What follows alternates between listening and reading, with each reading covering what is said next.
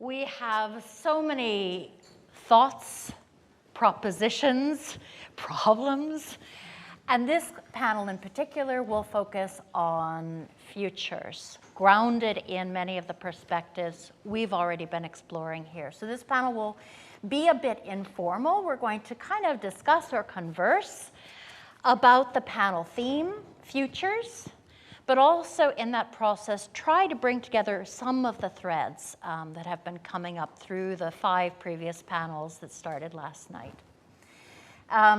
So I'm just going to pop off a first question to kind of get into mindset, and then we'll dig a little bit deeper. And my first question is, looking ahead to 2030, what one thing should change in university or national conditions? So here we're talking about the big conditions that we started talking about earlier to advance practiced research and design. And I would love to start with you, Rachel Cooper. Thank you very much. Thank you very much for inviting me. Thank you for being here. This is great. And so many people say how nice it is to see each other. Thank you, Lucy, for starting this off. But the big thing is, I would like all of you in the audience to be the global institutional change makers. We are all institutions. We are on panels, we're in departments, and we need more people who see themselves as change makers for the discipline. So that's what I would like to see. You would like to see us all being the change. Or having an ambition to be in change. Excellent. Thank you. Joyce, you. Thanks, Ramya. Thanks, Rachel. First of all, thank you very much for this invitation. And as Rachel mentioned, it's lovely to be here in person. It's my first in-person event for the first 2 years. So it feels very exciting, but I think at the end of the day, I'd be really exhausted, but in a good way. So the one big thing, I think, is that in 2030, which is not that far away, 8 years, is that hopefully we won't be sitting in the same room talking about the same thing, that we normalize practice research and that all design research is practice and there isn't any distinction. So I would love to be able to push that as an agenda in my role as a change maker, with whether that as a director of research in my school of design or as an individual practitioner trying to do that in my own work. So. Fantastic. Okay, hopeful. Very, very good. Let's hold on to that thought. And now let's backtrack a little bit. So what we have learned about in these sessions is that practice and practice research is not necessarily a new phenomenon. We have heard that maybe it's been a suppressed phenomenon subject to epistemic violence. We have heard that it's maybe just an issue of capture, that it's been going on in different forms, in different ways, in different places, indeed in different disciplines, including geography, sociology, and many other disciplines, medicine, but that maybe it's an issue of capture. So we've heard that it's been a long practiced, a long living phenomenon. It's not new. It's not only the magic word of the moment. Harriet Hawkins started on the last night talking about the abracadabra, and it does somehow feel like we're a new motto, a new catchphrase, but in fact, it's perhaps a reoccurring or a patterned discourse. And so since I have the privilege of having the both of you here, with very long personal experiences from going through your own career trajectory from doctoral student all the way into your current position in various places, Joyce, to your immense polymath,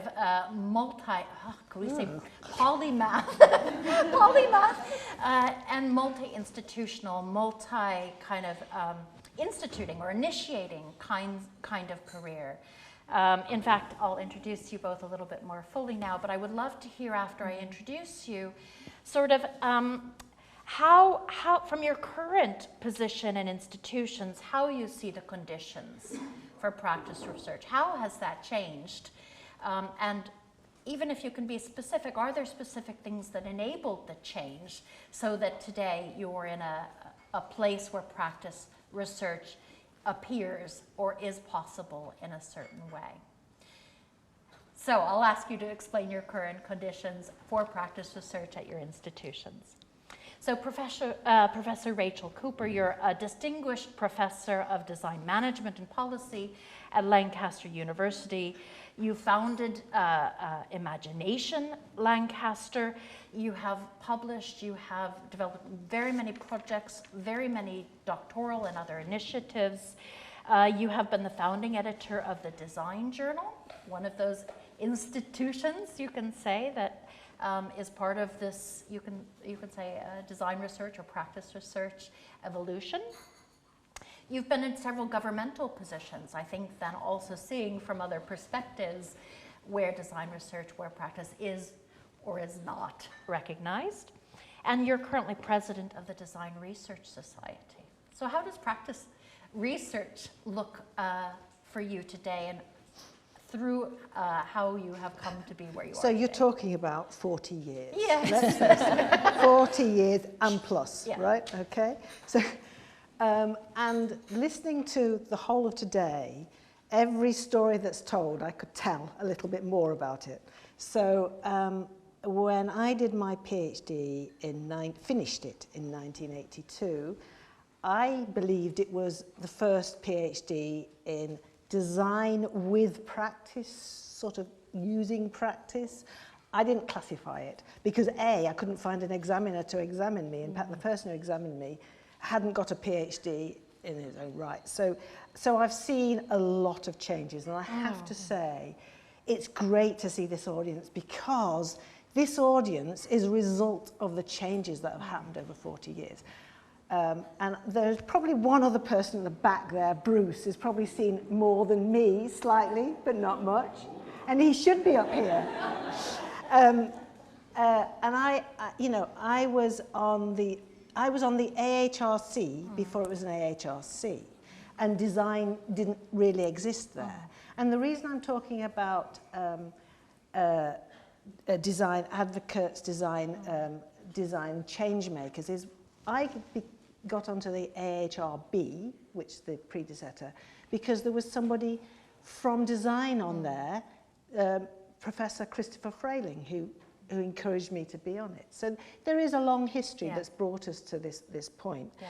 And I was also the advisor to the founding of Aalto University.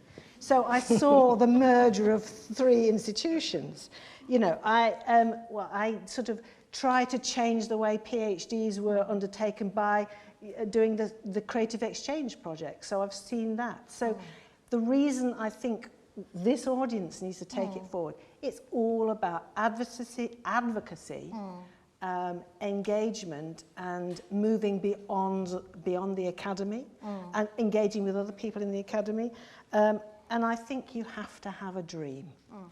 You know, when I was a designer and then I went back to do my PhD, my dream was, gosh, design is so brilliant. You know, why don't more people do it? Why don't more people do design research?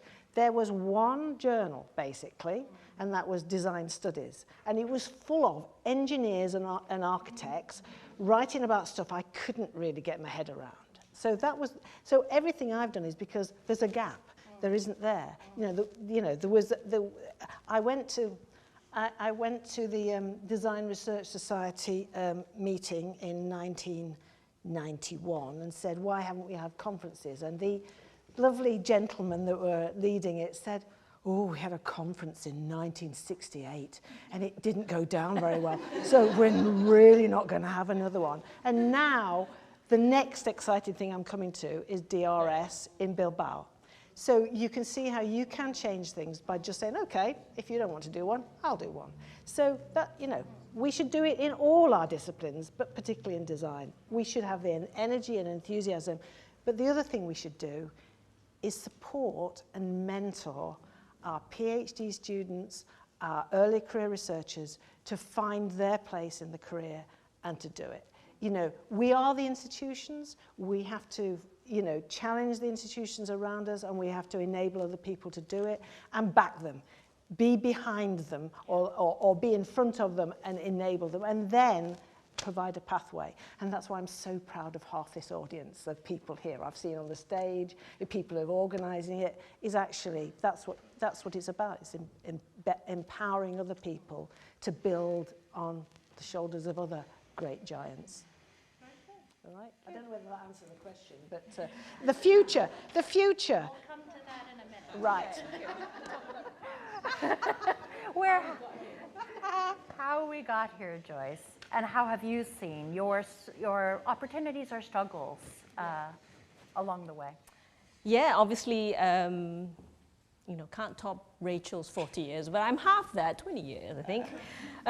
But also, and Bruce was my examiner, my PhD examiner. And I have to say, hi, Bruce. But I also have to make, I have to hold my hand up. My PhD title has the word practice-led. Because at that point, I still had to make that case. Yeah.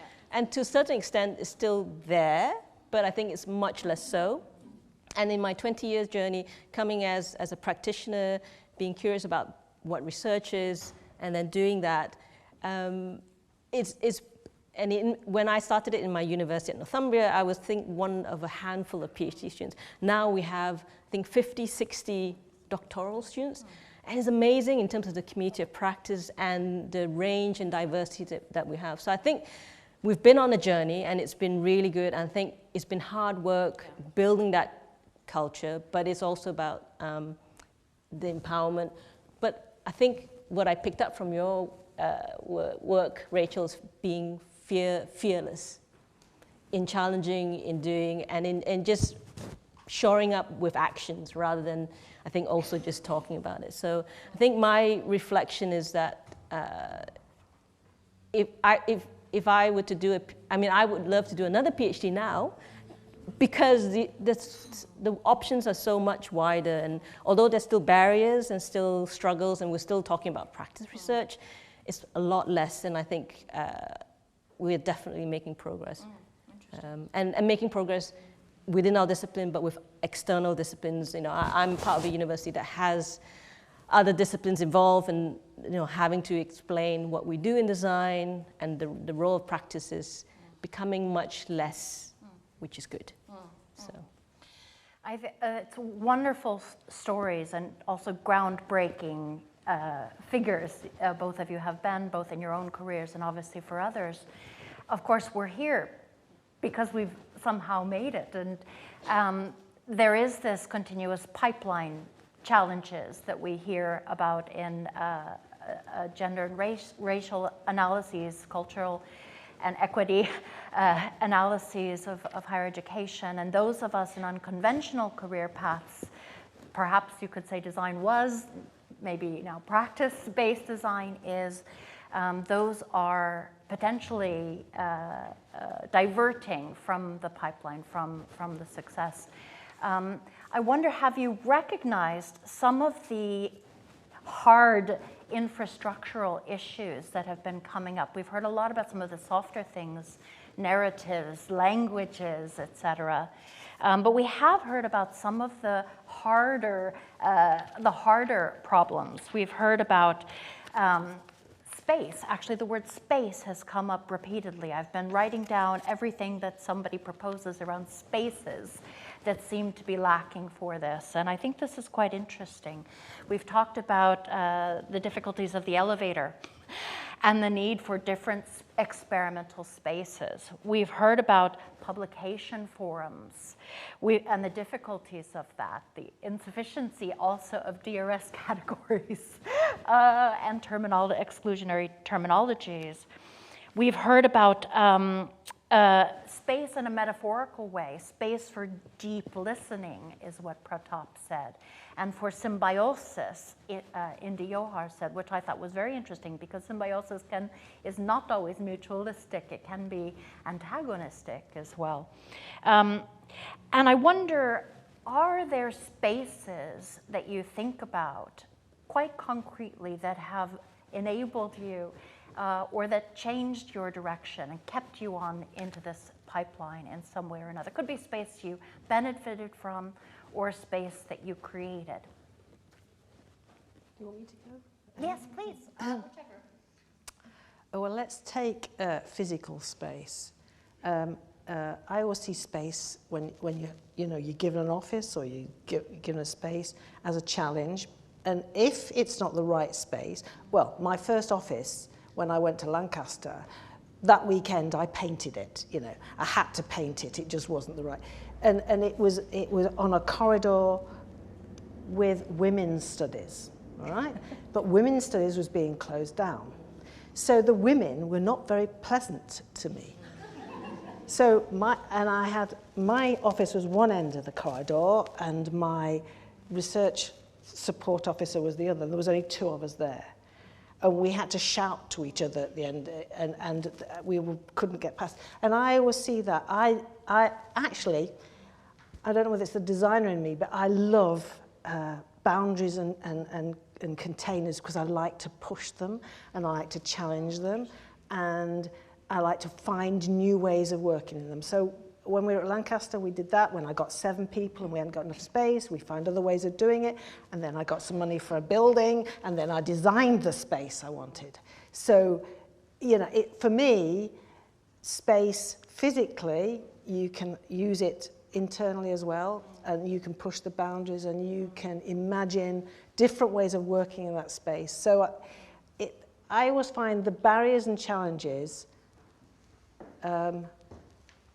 revealing and opportunities. I'm a glass half full person. Everything that's a challenge I see as an opportunity. And every barrier I want to push. So maybe that's just the way I am. And when there's no journal, I make one. When there's no conference, we do one. When there's no this, we try. And it's not me on my own. I have never, ever done anything on my own. I can only do it with a group of other people who want to work. In academia, and I don't know whether it's harder, and a lot of people now say, oh, I've got all this teaching, I can't do this.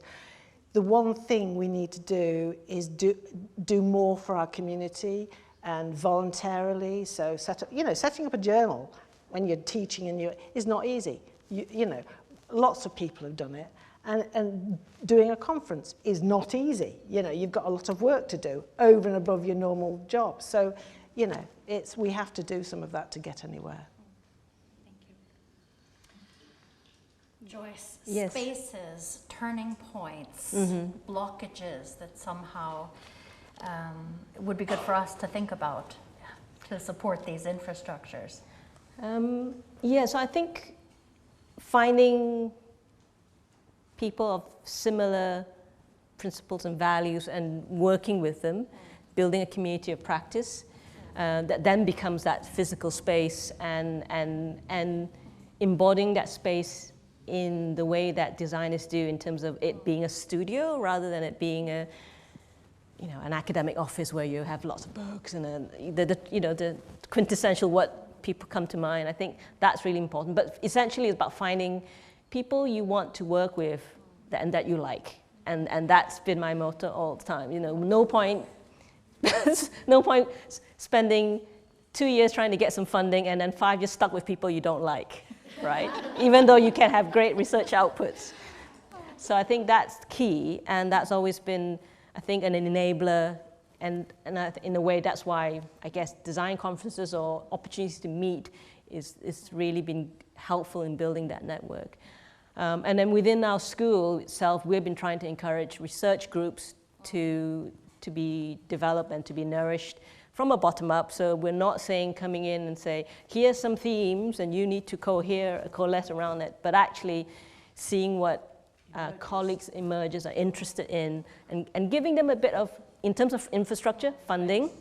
And space. Space is, yes, not so easy. Yes, psychologically. I have a bit of agency. I have some budget I can do, so support them in. And obviously, we're constantly having discussions with the universities about space as well. But having a space for PGRs, for researchers that are practice-based, so workshops, labs, as well as a studio space is super important in that sense, to encourage practice research. Great. We will come back to this issue in a minute as well, but the topic of space, and also that you have come from very specific stories, building new things, but also building with others and opening for others, but very specific institutional stories at this wave as design won territory over other disciplines, actually, literally along your corridor. This is the design turn, the creative turn that we were talking about within the universities, but also within the national research and innovation strategies, the design turn that many have been talking about. We've been gaining opportunities, and these stories tell very situated accounts of that. They are very particular. They're very particular. For me, you know, I'm English, you know. I was born above the River Trent, which means you're a different type of English to if you're born below the River Trent. Northern, you know, and a woman. So, you know, all our experience is situated. And it's important to realize that when we're narrating our experience, they are situated in a particular time, in a, you know, in a particular situation. And that is one thing we have to understand, the zeitgeist in which we exist and how we work with that zeitgeist or push the boundaries of it. And on this notion of situatedness and positionality, we've heard some stories today, and we're speaking from those experiences here. I'm going to bring in our first video, which comes from Dr. Ahmed Ansari, who has made a video contribution. In fact, he has very profound thoughts about this practice turn, this design term. His video was a bit too long for us to be able to show all of it here. So we've got a section of it that we'll show in a minute. I wanted to introduce a little bit the video because it starts quite quickly because of our editing.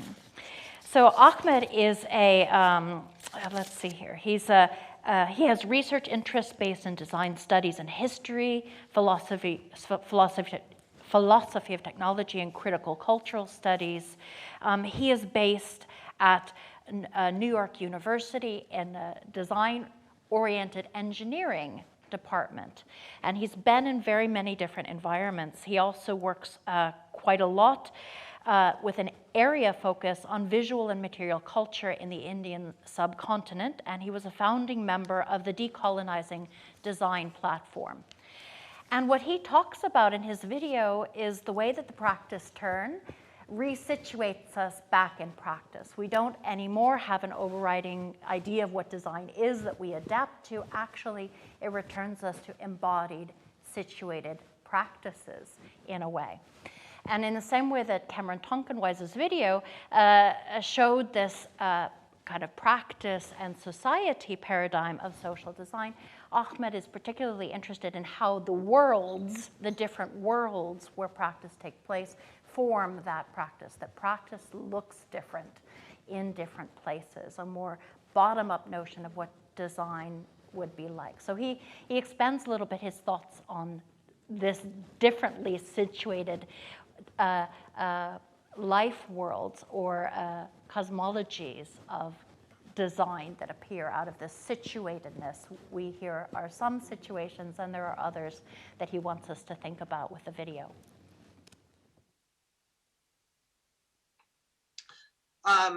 So I should also add that you know, this whole kind of way of thinking about larger social change is also, you know, thinking about changing worlds and worldviews. I'm a little suspicious of these kinds of bottom-up changes too, partly because there seems to be an echo in them, you know, this idea that you change the practice, and through the changing practices, you essentially change everything else about the world, right? So it's a kind of bottom-up way of thinking. I'm a little suspicious of these things because there seems to be, there's some weird parallels there with, you know, for example, the same kind of neoliberal cybernetic libertarianism, to use a phrase that Moira Vogel recently used in an essay of hers, you know, that has, we see, you know, we see that kind of like thinking also in, you know, the kind of thinking that comes out of Silicon Valley and the California ideology, for instance. So I'm a little skeptical about it. But you know, and there's another reason for my skepticism, and that has to kind of do with what I see as the third expansion that has been underway for the last couple of years. And this is where I think things are becoming interesting at present in thinking about practice-led research and changing social practices by design. This third expansion for me is exemplified in the turn towards politics, and particularly the politics of difference and alterity, which for me is best sort of has been shown in the kind of conversations and discourses and discussions happening through the decolonial turn. You know, particularly racial or ethnic or cultural difference. So on the one hand, I think that what the decolonial turn has done is precisely this thing that I talked about earlier, which is that it has shown us that in fact, part of what structures a practice is world, and that there is a limit to the practice because there are limitations in world. There are limits to the world that informs design practice, right? So another way of thinking about this would be that there is a kind of metaphysics that informs practice. There are limits to that metaphysical system. And so therefore there are limits to the practice itself. You know, we now realize, because of all of these discussions going on, even if we cannot perceive, that there can be, and in fact are, many ways to practice and to think practice, coming from many different parts of the world, you know, from many different, you know, coming from many different ways of thinking and being in reality. And this is true not only today, but historically. I think this has been a big contribution of the decolonial turn in showing us that in fact there is not one world or a narrow range of worlds, but there is a, you know, an inexhaustible set of realities that are all heterogeneous and many of which are incommensurable. You know, many different forms of life, and that each of those forms of life practice has a different role to play, and practice is structured differently and is thought differently in each of those forms of life. You know, I go back to an essay I wrote 5 years ago. This was post 2018. You know, where, you know, I conducted workshops in Karachi, for instance, over a summer, and we had some really good conversations with some of the design teachers and educators, and there were some practitioners in the room too, I remember, where we were talking about not only the kind of very real, the social, political, economic, etc. conditions that were structuring, that were curtailing or constraining or allowing for different forms of practice to emerge, you know, both within the classroom, the context of schools, as well as professionally in industry, but that in fact there were things that were informing, you know, there were aspects of local cosmology that were informing practice that you know, that were very different from how educators and practitioners in the West think about what they're doing, right? And there were different sensitivities, right? So it's not just what is structuring and what is perceivable, it is also what is felt and what is sensed, and the kind of sense making, the kind of affective structure too of a practice. So this is another way of thinking about the situatedness of design, but also maybe the particular necessity of situatedness for social design practice, which engages world, not just in terms of how it influences us as a practitioner, but to the extent we try to change the world. And I really recommend in Ahmed Ansari's Twitter feed, he will also distribute some of his publications around this topic or on his webpage as well. And I think that's important to be sensitive to. And Joyce, I actually want to turn to you a little bit. You are Professor of Design and Social Innovation for a long time at Northumbria School of Design, but you've also had different experiences and different cultural contexts. You co-founded the Designing Social Innovation in Asia Pacific Network with Dr. Yoko Akama, who we heard from earlier, and so on. And I wonder if you have any personal experiences of the differently situated conditions for design, maybe more specifically for design research. Yes, so again, I think it's important when we are researchers to be aware of our positionality, as you know, Rachel says. I'm Malaysian Chinese, but I've now spent more time now in the UK than I have in Malaysia. So I've had a UK design education, very Eurocentric, obviously, and in a sense, design education is a European construct, a global North construct. So being aware of that is really, really important because of all the kind of assumption that comes with the discipline and its role in the modern project, as Jeremy was talking about. And so I think it's really important to always have that in mind when it comes to working with communities and in the social.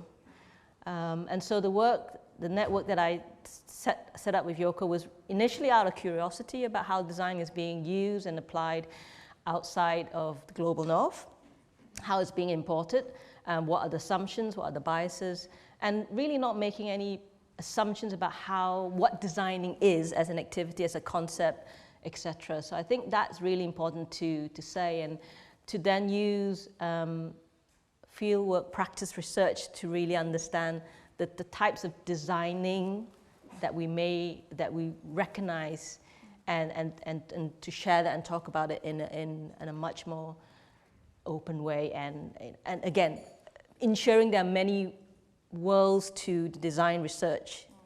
And I think that's one of the reasons why we set up the network. So that's a political reasons, as well as professional curiosity. And I think so I think in that sense, the context of coming back and actually questioning what is design knowledge, what is design research knowledge, and what is, and going to Yoko's video and pointing out whose knowledges are we privileging and for whom, and especially when working with communities, and what is our role as researchers going in there. So I don't really know whether I'm answering your questions, but that's just the context in which I think where I'm coming from, and it's important to speak to Ahmad's point around the many worlds and the many roles. What I take from that is, the many roles and ways in which practice does emerge, and we need to be. So I know within design research we are more open to these, but within the academic side, certainly not so much. I saying that in Australia and in New Zealand, Aotearoa, I was looking at their practice-based work 20 years ago, and they were far ahead than the UK. But certainly within Southeast Asia, perhaps in Singapore, South Korea, Japan, this idea of practice is still very much not talked about in design. It still has a very scientifically focused model of knowledge generation, going for high impact journal, etc. So I think there's still a gap there, although there are different practices within Asia Pacific. I think it's really useful connecting to this point of we are the institution setting up networks with what kind of sensibility, for example. I also think we'll maybe come back to at the end, what is the future of the university? Can I just say something there? I think it's not just beholden to design researchers, but to all researchers, whatever discipline you're in, to be sensitive, to understand the situation and to listen and to engage. It's not just a design issue, it's all disciplines. We complain that some of the scientists are blinkered. There was a conversation about that this morning and how they blinker the way they produce research, the way they, and it's actually it's on, I think, all academics, all scholars. It's beholden to them to understand the situation and listen to the situation they're operating in. And it's useful, exactly as you say, to recognize design has academized in a certain time at which this has become essential, also potentially because of the various other cultural and economic dynamics, as well as environmental around us. So the situatedness has changed also. We may have been very privileged to have ridden that design wave in a way, and now we hear also from the audience some of your own experiences, your own, the difficult environments in which we find ourselves today, not least here, compared also to elsewhere. And to kind of, again, take one more perspective beyond the UK, I'm going to turn now to our second video.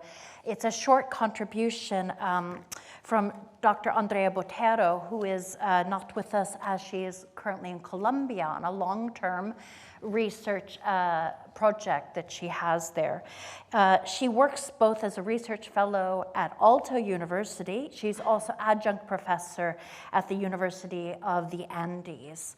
And this is this multiple realities is something that she studies as a social design researcher, as a social social design practitioner as well, but it's also something I think that you might hear in how she speaks about what she would like us to consider within our institutional, in terms of institutional change for the future. And we can listen to her words now. Hello, my name is Andrea Botero, and I want to thank you for inviting me to make a small contribution to the topic of the panel of today. I am currently located at Aalto University in Finland, but at the moment I am spending 6 months in Colombia at the Universidad de los Andes, and it is from probably these two positions that I guess my comments can be understood better today.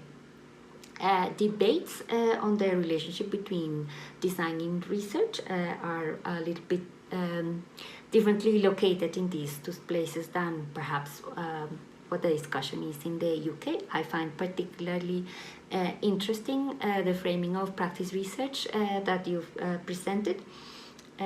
Taking into consideration, for example, that in a place like Colombia, the conversation is turning around more things as research and creation, and that gets sometimes a little bit muddled.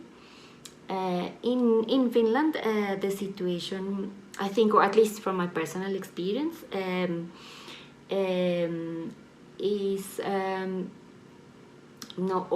happens in a context in which, at least for me, understandings of research have been already for some time quite expansive, and there's a long tradition of recognizing different modalities. I'm also have a very pragmatic interest, and so not so much on the nuances of the discussion of whether there's statistic research or design research or what does it mean, but on the conditions and possibilities that allow people like me that have been trained on the tradition of art and design to participate as knowledge producers in the current circumstances. So what it takes for designers to respond to current challenges from more reflexive positions, because I think current conditions demands from us a commitment to sharing knowledge that practice alone is not always best positioned to provide. And actually I also think it would be something sometimes unfair to ask from practice. From that perspective, I find the following 4 issues particularly poignant when we are thinking about the future of practice research inside and around universities. So those are funding, the possibilities that funders understand expansive forms of research that respect the fact that claims can be obtained and communicated rigorously in a variety of ways. There's been a lot of advance in that front, but more needs to be done. The second one is transdisciplinarity. I think that the current debate around the need to put different kinds of knowledges together is very fertile to increase the collaboration that we as designers can make to knowledge production, and that we should take advantage of that more. The third one relates to accountability, and I think that's probably a more inward-looking issue. How do we stop or refrain from positioning ourselves behind a mistake or a black box, and recognize the ways in which we rigorously have to account for the claims we make, whether it would be in articles, in exhibitions, in tangible artifacts. And the fourth one is an issue of infrastructure. I think that most of the infrastructure that we currently have in universities of art and designs are planned and geared more towards practicing or honing particular skills or learning, and has less to do with long-term commitments that help to articulate programs and questions that I think the research needs to be. So I think those would be my 4 issues: funding, transdisciplinarity, accountability, and infrastructure. Thank you, and I hope the discussion is fruitful. I'm going to,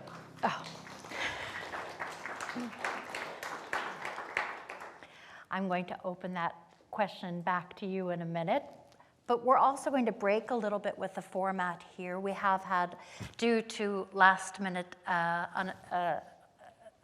sad, we are missing Claudia Marais due to illness. She couldn't be with us here today, so we have also a bit more time in this panel to bring in the audience. So I will be asking for your opinions, your propositions, either from within the pipelines that you are or from your positions in the institution, to share your own perspectives or answers to the question that I'll be asking now to the 2 present panel members here.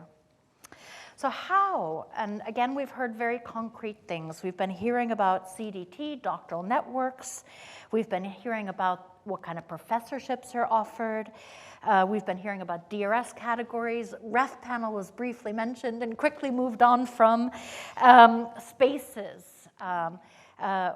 We've heard of several of the concrete things in the infrastructure, which are a never-ending, I would say, design project. So even if we have arrived somewhere, I assume you would agree that there's more to be done. I'm interested how far are we from where we would like to be, but also concrete, where you think the institutional change needs to happen, again, for the future. And that could be in the university, could also be in the national research and innovations systems, including the policy fundings in UK, or where you have knowledge of.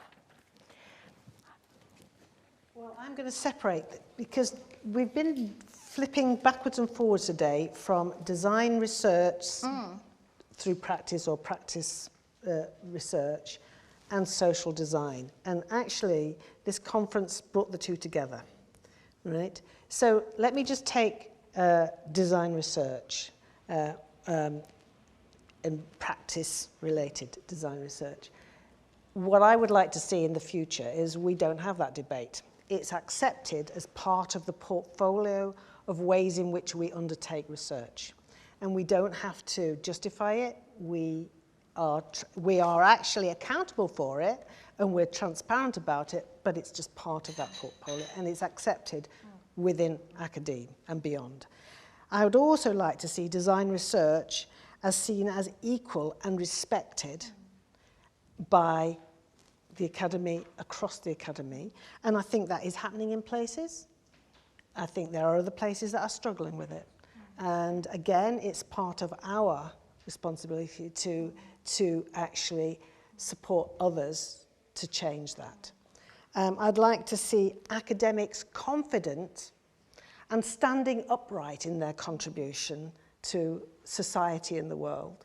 And I think they are doing it, and I think a lot of people here are doing it, and but struggling with it, but doing it and having debates about it, and that's probably why we're here now. And so that's design research. I think we really got to make sure it's there, it's accepted, it's the equivalent to sociology, you know, philosophy, whatever.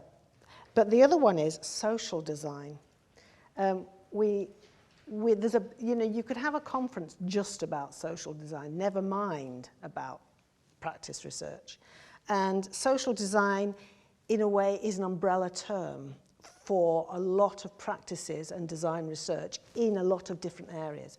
In 2005, I set up a series of books about design for health, design for education, design for against crime, because I wanted to show how design was situated in all sorts of areas of society and beyond. So I think actually it'd be interesting to see whether social design maintains a sort of solid frame or it gets fragmented, and I think that's an issue to come.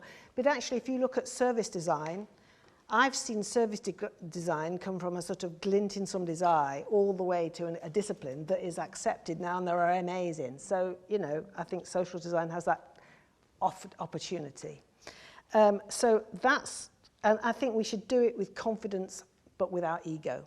But I just want to say one quote, and then I'm going to stop talking.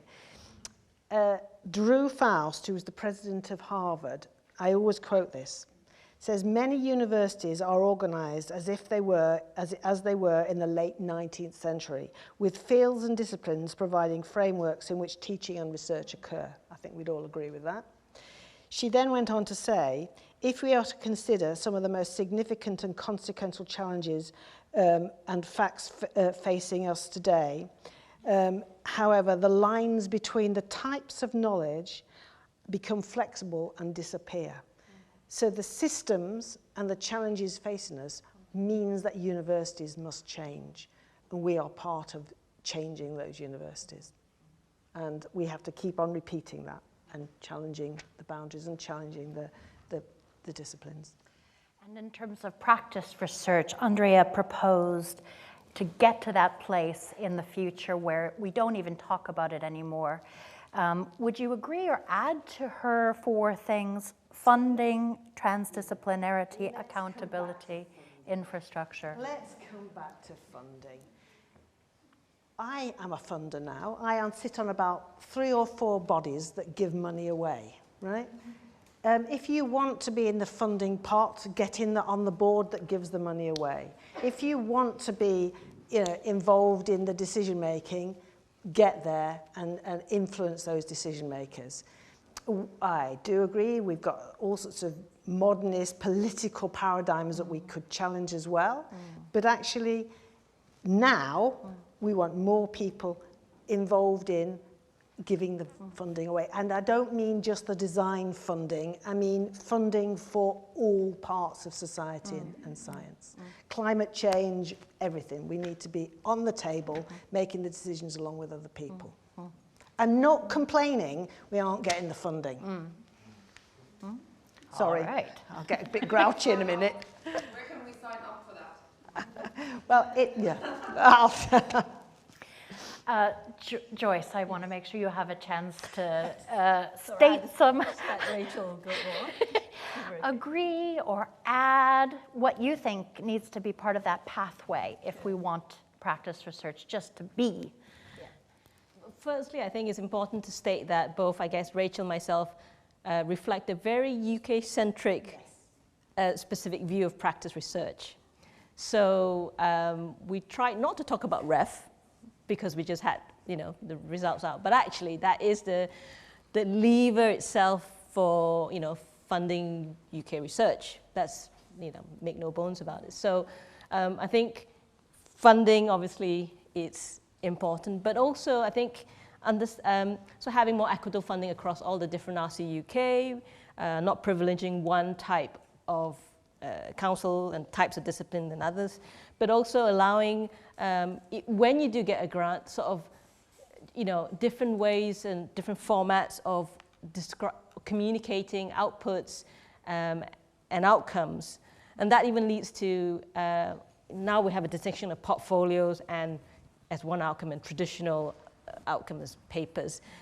Just have outcomes, and why can't we have impact case studies as portfolios, rather than a written word template, which is so dry and terrible to write.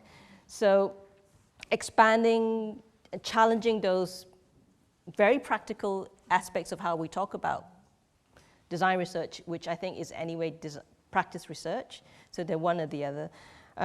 So those pragmatic things, definitely. And I think in amongst, and I would agree with, and one thing that did strike a note with me in terms of Andrea's 4 points is infrastructure, so the long-term commitment. So this idea of projects being funded of a certain period, 3 years, 4 years, it's the same in politics and democracy, 5 years, you only plan 4 years. I think that's really challenging when it comes to doing social design. Legacy, I talked with Alison about legacy. You're not just parachuting in and then leaving.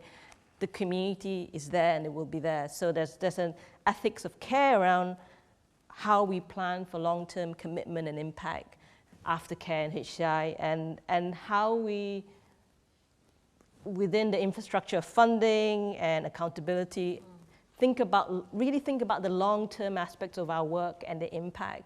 And I don't think we didn't really talk a lot about impact in the discussion, but actually, I think the real strength of design research is impact, what we are enacting change with the community. So, yeah, that's my view. Thank you. That also fleshed out some of these words we've been, and maybe also demythologized some of these as well. I'd like to open now to you in the audience, not to necessarily ask questions to the panel, but actually to answer that question from your point of view in the pipeline or in a position for change making. And that is not only for you here physically present in the audience, but also I invite you, wherever I can make eye contact with you, in our virtual audience, who I reckon are from many other situated places where we can learn from and also question ourselves, the university, our systems, and so on. So I just open now. We have, I think, 5 to 10 minutes, depending. We have a lot of, here, Anne, with pink here in the middle.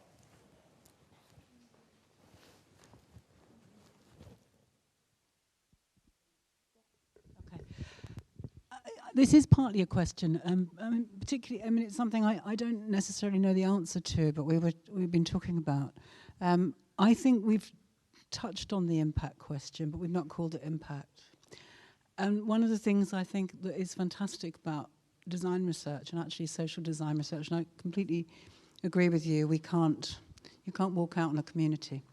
And that's one of the things that actually, at the moment, we're not so good at impact case studies in terms of ethics, and I'll just park that one. But I think there is a cycle that design research does very well, which is that we might make the impact before we do the research, and we might do the research before. So it's a cyclic process, and I think that is quite special in the design community, and we should recognize it. But let's not, and I'll come back to where I started at the beginning, let's not muddle it up. But I wanted to touch on this, and Rachel may have an answer to this that I don't have, but one of the things I think that we've missed as an opportunity is the professional doctorate alongside the traditional doctorate. And we still have a problem in accepting those two models. And for me, if you want to take practice and research, you can take a traditional route, or you could take a professional doctorate route, where it's a researcher, it's a practitioner that understands research and may create impact. And that is a different skill set from saying, I'm going to be stuck in a traditional research context. And I don't understand why we can't have that conversation, particularly in UKRI, actually. And you might have an answer to it. And I'd like everybody to think about, my daughter is doing a doctorate in counselling psychotherapy, existential counselling psychotherapy, I might add.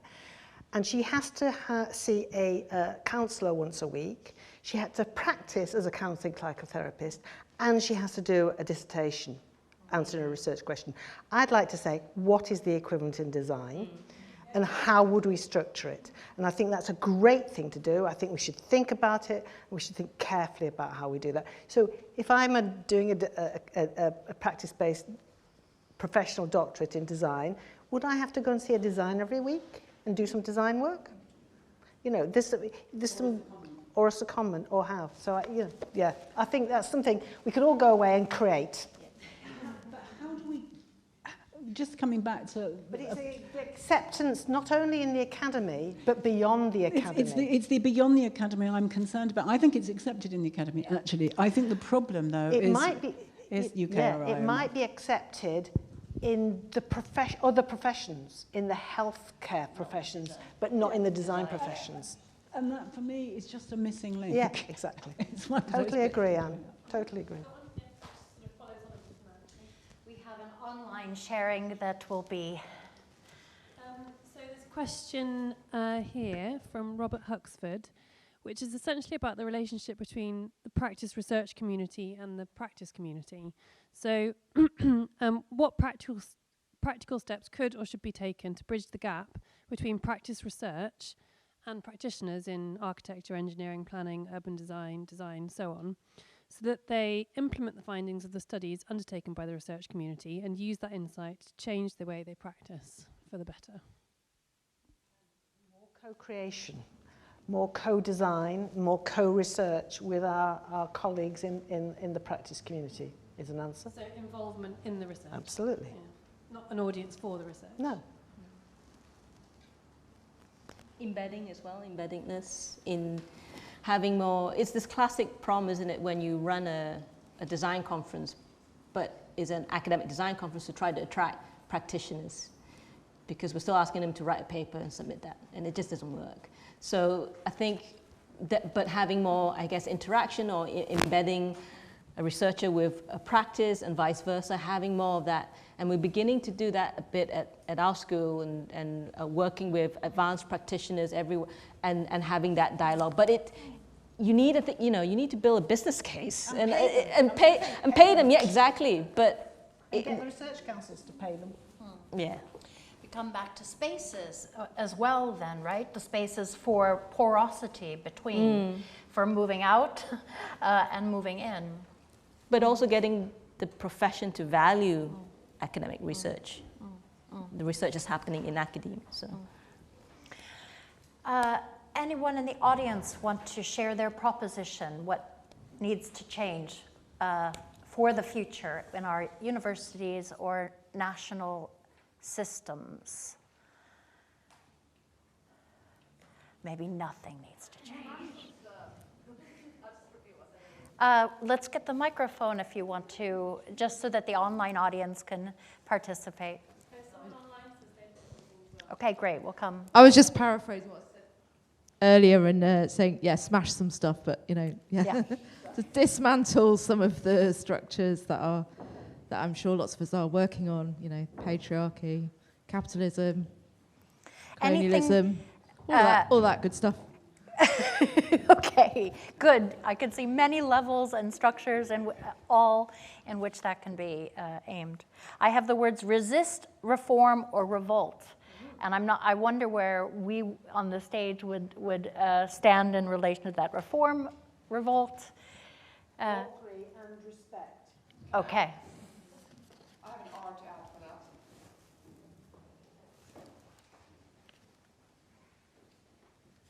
I wanted to add the R for reading. And I actually want to propose a book, Linda Candy. Reading, R for reading. And reading Linda Candy's book, The Creative Reflective Practitioner, is a fantastic document about that. Thank you.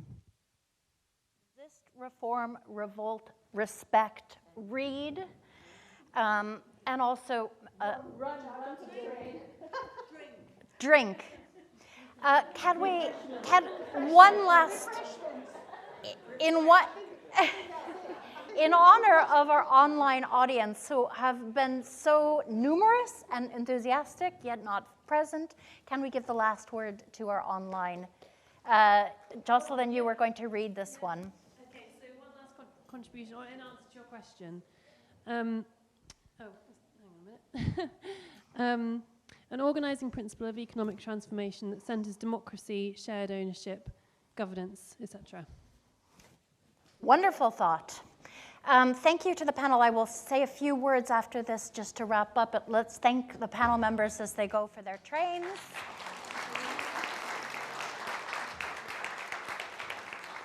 Thank you both very much for sharing. Very good. So we've had a packed 6 sessions. Soon we will have the R for refreshment. Lucy kindly thanked everybody in the beginning, so my closing words here will simply reiterate and support Lucy's thanks to the amazing technical team, the students that are supporting, Lucy's team, the centers, the chairs that have made this all possible. I would like to thank you in the audience for being so attentive and for being present in all the ways, online and physically. And in that way, I think returning to situatedness and embodiment actually at exactly the theme of this event. I have many deep thoughts about this, and I'm very glad we moved from yesterday's session, kind of demystifying a bit the abracadabra of practice research, this particular return to practice, which we've seen in many forms and still exists in different ways, in different disciplines, in different parts of the world with other names. And I think about somehow we're midway in a conversation and talking with Alison around the temporalities. Last night we also talked about the agility, but also the deep and long metabolisms that go into the kind of reformation or transformation work that we're talking about. And talking with Alison, I was recalled to a colleague of mine, Marissa Cohen, who did her PhD in science and technology studies, of a spacecraft that was sent to orbit Saturn for 25 years. And she studied the work behind that. And 25 years is about the moment of the millennial design turn. Design, we've heard, has now made it into the AHRC, so design has arrived, the space shuttle has gone. But what she tracks is the division of labor from the development and sending of the aircraft to the 25 years in space, wherein there's a whole operation, a maintenance. The parts have to be replaced by people going up there. Completely non-glamorous work of upgrading the softwares that can be and hacking or tricking the softwares that can't be.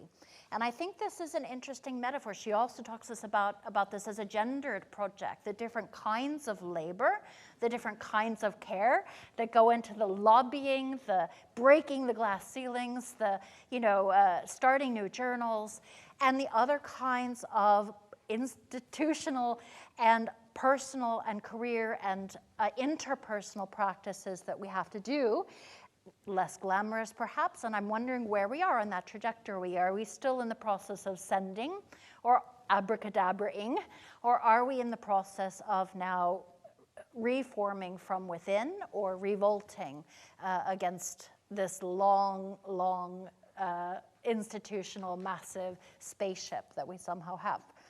Design research, practice research. So let's see if the word still exists in 8 years or it has returned to Earth.